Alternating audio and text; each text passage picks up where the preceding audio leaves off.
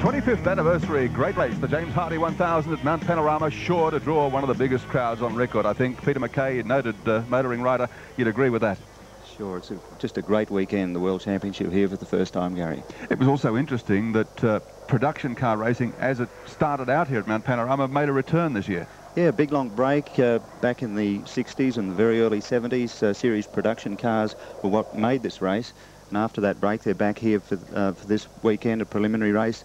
And we've got a few old names too, Leo Gagan, Kevin Bartlett in the field. And some promising young ones. Yes, Bradley Jones in the Starion, Gary Walden in the Mazda RX-7. And just looks like a good thing. Well, these guys, of course, always, some of them have raced here in the big race before. They always have ambitions to come back to the mountain, and courtesy of Alpha Couriers, they had 6 laps in the Group E production car race here at Mount Panorama yesterday. Let's take a look at the action. So the production cars forming up for the Alpha Couriers Group E touring car race at Mount Panorama, the first appearance of the production cars. Let's take a look how they line up on the starting grid. The top 10 starters: Bradley Jones, pole sitter in the Perio Racing Starion. From position number 2 is Peter Fitzgerald in the Yokohama Tyres Starion. From 3, Gary Walden in the Mazda RX-7. From 4, Mal Rose in the Commodore. From 5, Philip Brock in a Commodore. 6, Jeff Newton in the Commodore. 7th is Mark Gibbs in another Commodore. Then Roland Hill, Michael Preston, Peter Granger, Peter Dane and Kevin Bartlett. Flag is up. They're racing and getting away smartly on the inside. As they head up into the first turn, as Bradley Jones got away from Peter Fitzgerald, but look at Gary Walden making a big run here in the Goodyear car, the blue car on the outside as they sweep. Oh, one's gone completely off the course into the concrete wall, bounced off the wall, still sideways, going beneath the bushes up there.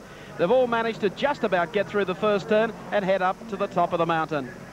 Gary Walden in the Maztec Automotives RX-7 will lead them. Oh, there's one gone straight out into the wall, heading up to West End Bend. I tell you, it's got a case of the bends now.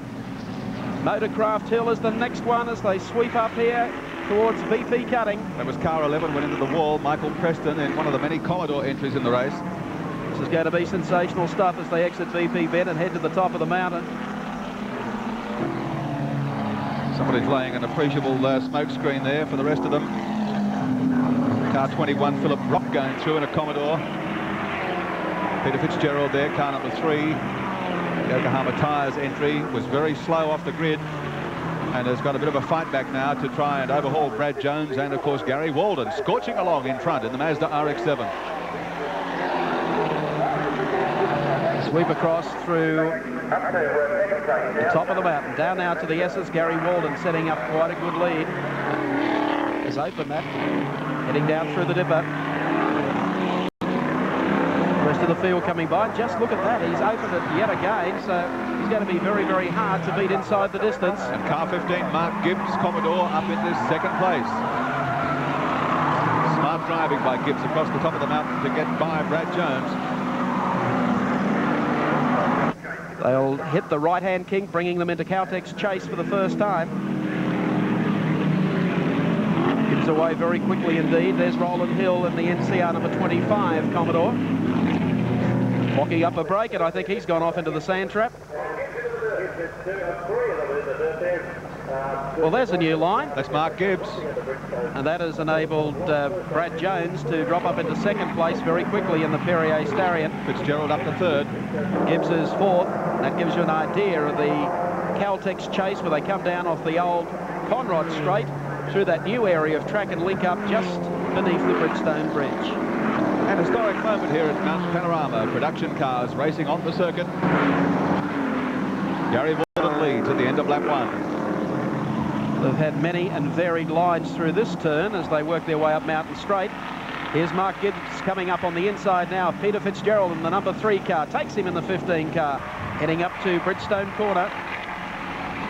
Kevin Bartlett getting up on the pace with them as well as they sweep through here. Most of the interest in this race being on the traffic, some of the varied lines through the corners. Drivers have only had minimal practice. The circuit unfamiliar, I would think, to the majority of them. Their only practice being in a road car driving around the scenic Mount Panorama road course over the last couple of days. Up to West End Bend. Takes them onto the top of the mountain. Now towards Reed Park. Plenty of lurching through there. 3 Commodores in for a great scrap as they come down towards the left-hander at the Caltex Santra.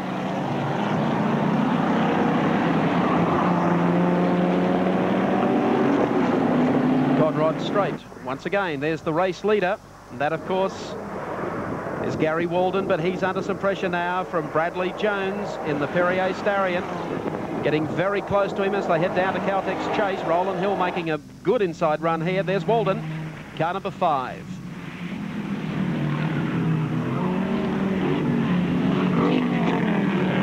There's Brad Jones. He's much closer this time as they head down beneath Bridgestone to the left-hander at the end of Conrod Straight. Walden not looking quite as confident as he was on that first lap, and that's Riley's done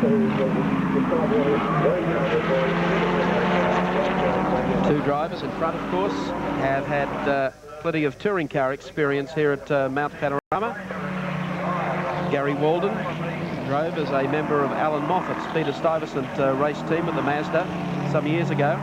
And Brad Jones, of course, last year with Akihito Nakaya in the Starion in Group A trim.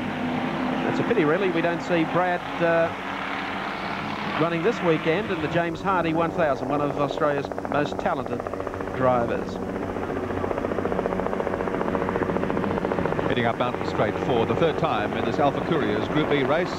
Lap 3 out of 8. And Gary Walden continuing to lead in the Mazda RX-7. Brad Jones in hot pursuit. And that pair, they've managed to set up a bit of a break now over Peter Fitzgerald. Car number 3 holding down 3rd spot ahead of a swag of Commodores then. Mark Gibbs, Peter Granger, Philip Brock and Peter Dane. And there's a bit of damage. One driver shakes his head in disgust. At the halfway mark in this race, it's been run for him. Race leader, Gary Walden. Brad Jones trying hard again to try and get on his tail. He was there a couple of laps ago, but just couldn't quite muster the horsepower to pull alongside and get past Jones under brakes. Just didn't have it. And he's throwing it about there, trying, and as he might, but I don't think he's going to bridge the gap. Fitzgerald going through in 3rd place.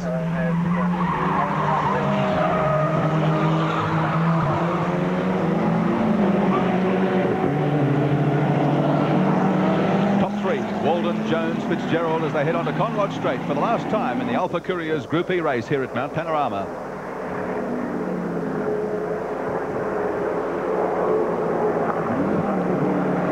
Heading down now towards Caltex Chase for the final time. Brad Jones trying to get on even terms with Gary Walden, but that's really been the way the race has unfolded. Walden able to sustain any challenge in the Goodyear RX-7. Sweeps out of Caltex Chase, goes over the top of our track cam.